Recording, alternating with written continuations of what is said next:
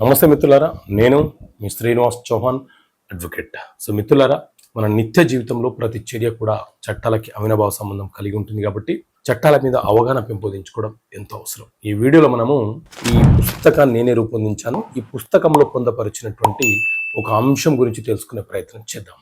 ఈ పుస్తకంలోని విషయం ఏంటి అనంటే, ఒక ప్రశ్న ఏంటి అనంటే, కేవియట్ అంటే ఏమిటి అనే అంశాన్ని ప్రశ్నను ఇస్తూ దానికి సమాధానం కూడా వివరణ ఇవ్వడం జరిగింది. సో మిత్రులారా, మన దేశంలో సివిల్ ప్రొసీజర్ కోడ్ సిపిసి అనే చట్టం అమలు ఉన్నది. ఈ సిపిసి సివిల్ ప్రొసీజర్ కోడ్ చట్టం ఏం చెప్తుంది అంటే, ఏదైనా ఒక సివిల్ వివాదము ఇద్దరు వ్యక్తుల మధ్య లేదా రెండు సమూహాల మధ్య ఏర్పడినప్పుడు న్యాయస్థానము ఆ వివాదాన్ని ఎలా పరిష్కరించాలో చెప్పే చట్టమే ఈ సివిల్ ప్రొసీజర్ కోడ్ సిపిసి అనే చట్టం. ఇందులోని సెక్షన్ 148A కేవియట్ అనే అంశం గురించి తెలియపరుస్తుంది. కేవియట్ అంటే ఏంటి అంటే, ముందు జాగ్రత్త పడటం లేదా ముందు మాకు తెలియపరచండి అని చెప్పడం అని అర్థం.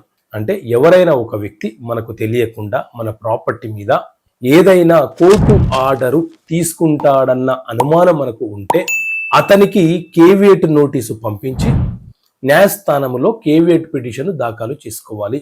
మనము కేవియట్ పిటిషన్ దాఖలు చేసుకున్నప్పటి నుంచి అది 90 రోజుల కాల వ్యవధిని కలిగి ఉంటుంది.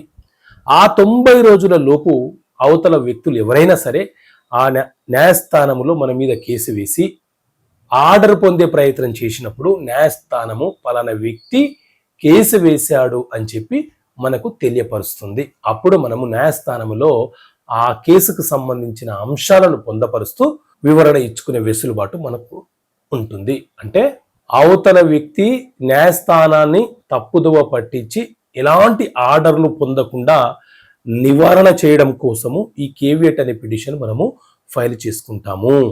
సో ఇలాంటి అంశాలను చట్టపరమైన సమస్యలకు పరిష్కారాలు అనే పుస్తకంలో మీకు అర్థమయ్యే పరిభాషలో రాయడం జరిగింది.